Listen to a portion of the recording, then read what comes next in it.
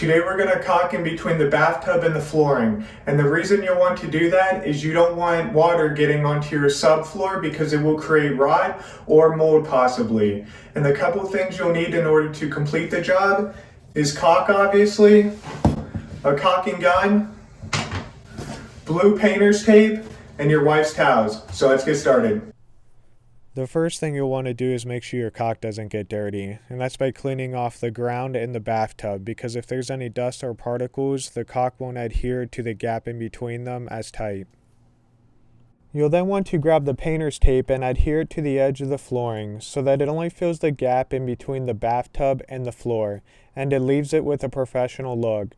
The same applies to the bathtub, but you'll want to place the tape at approximately the height of the flooring so that it leaves a nice seam.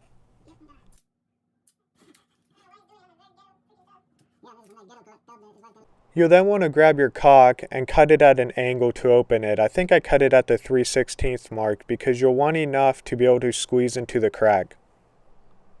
Simply squeeze the caulk in between the gap, and don't be cheap about this because you want to make sure it seals that gap.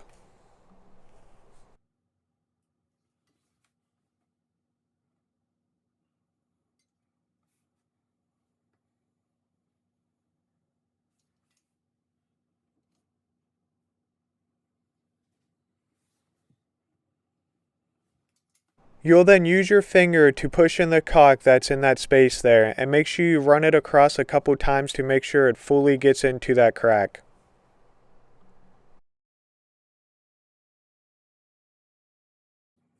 All you have left then is to simply peel up the tape, and the trick I've learned on the way from doing other house renovations is peeling the tape up and away from where the caulk is, because it leaves a nice clean seam then and doesn't smear.